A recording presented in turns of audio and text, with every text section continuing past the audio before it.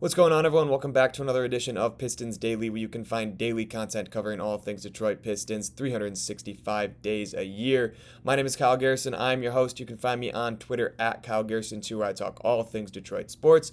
So head over there, give me comments, questions, concerns, episode ideas. I'd love to hear from all you guys. Also, shout out to everyone who tunes in every single day. The support on the channel has been absolutely unbelievable, and it's all thanks to you guys. So once again, I really appreciate it. But with that being said, let's jump right into today's video. So the first thing I wanted to touch on is JB Biggerstaff had an in-game interview during the Pistons' third Summer League game on Tuesday night. And basically, one of the biggest takeaways I had from what he talked about is when he kind of discussed the defensive schematics that they've brought into this Pistons team.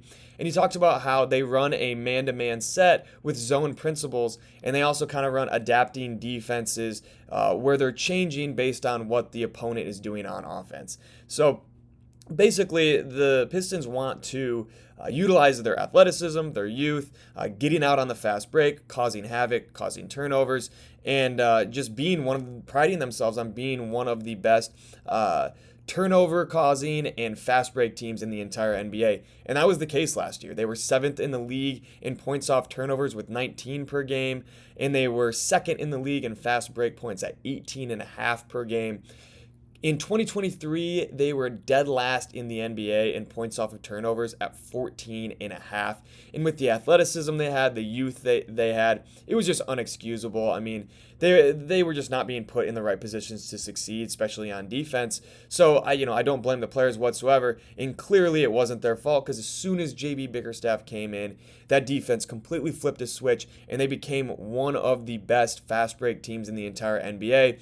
They were unbelievable in pace, and they really just prided themselves on creating, like I said, creating havoc, causing turnovers, and just getting out and running and utilizing their strengths, which is, athletic, strong, fast wings, rim running bigs, rim running wings like Asar Thompson and Ron Holland, Jaden Ivey, who's a downhill threat as well. So they have guys that can get out on the run, and I absolutely love that JB Bickerstaff came in, implemented his defense, and that's kind of complemented the strong suits when you look at the offensive side of the ball.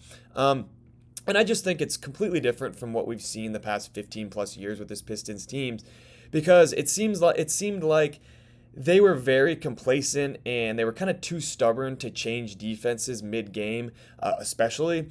And teams would burn them with the same 3, 4, 5 different sets and actions, and continue to get, open looks really at will. So the difference is now they're utilizing their strengths. They have guys who come in and can defend on ball and off ball. They have a couple of good rim protectors and guys that are even going to get better. Isaiah Stewart is already an elite rim protector. Jalen Duren is starting to kind of come into his own on that end of the floor. So they've built the roster around what they want to do, especially on defense, and it's night and day. I mean, Kade Cunningham last year, when he said they're not 2-26 bad, he was right. They have the talent, they have the skill to be a really good team, and they just needed the right guy to come in and kind of right the ship and lead the charge, and JB Bickerstaff has done just that. So shout out JB Bickerstaff. The last thing that I wanted to talk about that he said that I absolutely loved is he said, Kade Cunningham doesn't have to take the food off your plate to feel full.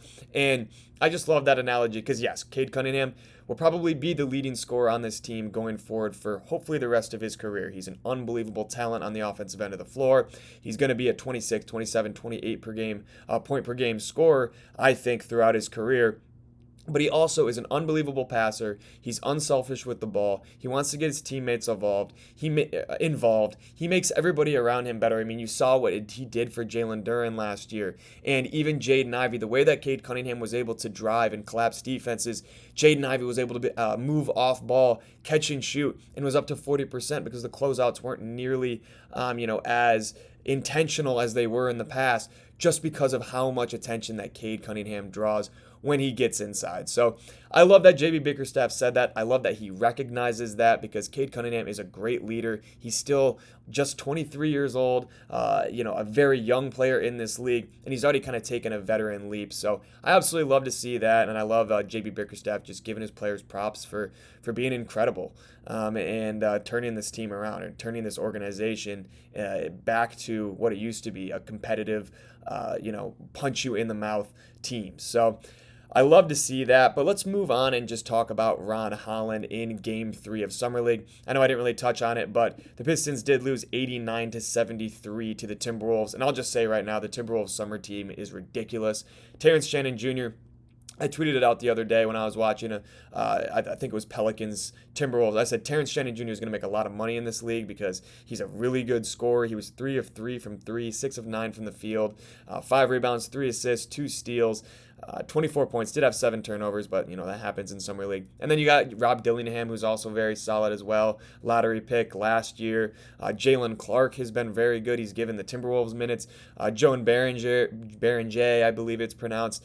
He was a first-round draft pick as well. Leonard Miller has bounced back and forth between the G League and the Timberwolves. So they've got a ton of guys that can play significant NBA minutes. So this loss doesn't really mean too much to me. It's a Summer League game, whatever. I'd rather just see and talk about kind of what happened with this specific players on the Pistons team. So first things first, let's just talk about Ron Holland.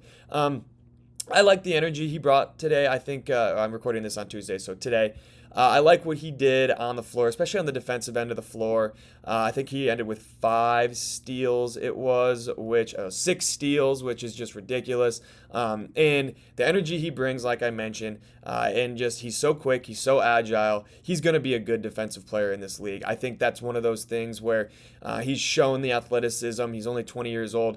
Defense is going to be a strong suit for him. So I love to see him working on that and kind of showing off his skills on that end of the floor, just because he probably was the most athletically gifted player out on that floor. Him and Terrence Shannon Jr. Maybe you had Joan Berenger in there, but Ron Holland as a wing is very, very good on ball. He's good off ball. He had a bunch of steals off ball as well today, jumping passing lanes as well. So I love to see that. On the offensive end of the floor, we saw some struggles. I believe 7 turnovers, which, Terrence Shannon Jr. also had 7 turnovers. And, I think Terrence Shannon Jr. probably ended up being the best player overall in that game. So, you take the turnovers and you live with them because he was being aggressive and they had the ball in his hands a lot of the time. But obviously you want to see that shore up as things go on. But he is starting to become comfortable with the ball in his hands. And I'd rather them kind of risk him turning the ball over than just not have him handling it whatsoever. So whatever, it happens. But he did command a lot of attention on offense, so I like that he did move the ball well, and I did like some of the decision making that he had. Sometimes it was good, sometimes it was bad, but for the most part, I think he made the right decisions with the ball. As a passer, sometimes he was a little loose with his dribble and kind of got it swiped. So got to work on that. Got to get a tighter handle, and I think he will. It's summer league, so he's still pretty fresh coming into the season, and you saw there's a lot of times where players are playing out of control, and he was susceptible to that for sure in today's game. But I think overall we saw some flashes of greatness. That step back 3 he had, kind of a reverse crossover back into the 3. The defenders kind of got a little bit confused on the screen. He was able to take advantage, step back, knocked it down with confidence. Love that. He had a couple Euro steps that were nice in the paint, couple of nice finishes. Went 9 of 10 from the free throw line, so he did end up with 22 points, 6 rebounds, 2 assists, 6 steals, 6 of 12 from the field, 1 of 4 from 3-point land, and then 9 of 10 from the free throw line. So like to see, he's always been a great free throw shooter. Last year he was incredible during the season, so I'm not surprised by that one bit. But I mean, Ron, I wasn't expecting Ron to play in this game, and he ended up playing. So if he wants to keep playing down the stretch, keep going for it. Like, I love watching him out there. It's really fun to watch a guy that is going to get significant minutes through your rotation this year. So might as well keep him out there if he wants to keep playing. If not, feature some of those other guys like Chaz Laneir and Dannis Jenkins and Bobby Clintman, some of the guys I'm about to talk about just in a moment. But moving on, let's just discuss the backcourt play. I think, like I mentioned, Rob Dillingham, Jalen Clark, Terrence Shannon Jr., specifically Jalen Clark is a great defender. So he was locking up Dannis Jenkins and Chaz Laneir a little bit here and there. Had a very solid game. Jalen Clark did. defensively, and he was given some fits. He's a very good player. He has NBA experience, and neither Chaz Laneir or really Dannis Jenkins have ever played significant minutes in the NBA. But I liked Dannis. He came out aggressive. He had some good finishes. He also hit a nice spot up three where they ran a specific play for him after he committed a couple of fouls. So he's got that elite confidence. There was a hesitation where he was crossed to the left and then got past Rob Dillingham, and Joe Berger was at the rim, and he was able to finish over top. So I like to see him be able to finish over taller defenders, and Joe Berger is a guy who really prides himself on the defensive end of the floor. So I like to see that. A couple of mid-range step-back jumpers that were really, really just solid overall from Dannis Jenkins. Super tough shot. Falling away, from any corner for that matter is tough. And he did it from both sides, on both ends of the floor, a couple of different times. So I like to see him just kind of getting creative with different shots. And I think he will continue to kind of command the ball more as Summer League goes on, especially if Ron Holland, doesn't play in these next few games. But we'll just have to see. And then moving on, let's just discuss Chaz Laneir. I think overall, he kind of did exactly what I wanted to see from him. Would have liked to see some more shot making, obviously. 4 of 12 from the three-point line, 4 of 11 the game before. So he's getting up 10-plus shots, and I said I wanted to see that, so I can't complain there.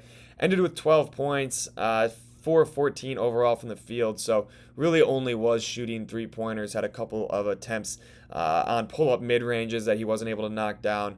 But, when he was open, he was making them. He was drawing the defense. I talked about it yesterday that the Rockets were going under screens. I didn't expect Minnesota to do that. Sometimes they did, and he took advantage, so I like to see that. I think we'll have to see the efficiency improve throughout the rest of the Summer League. I hope he continues to get up shots. I'd love to see a game where he's making 5 or 6 and really just catching stride and catching fire. But on the defensive end of the floor, I really did actually like what I saw from him. He had active hands. He was staying in front of staying in front of the man he was guarding.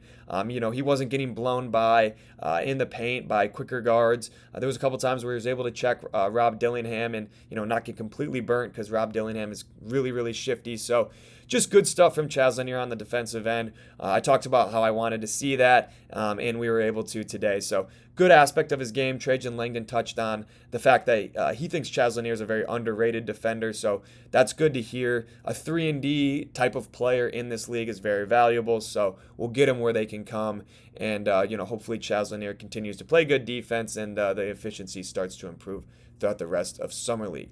But before we wrap things up here, I just wanted to touch on Bobby Clintman. And, I don't want to be too negative here just because we did see some good stuff from Bobby Clintman, and we have seen some good stuff from him throughout the week. But there's just some times where he does just not, make the right play overall. There's a lot of times where he's trying to force things and he turns it over.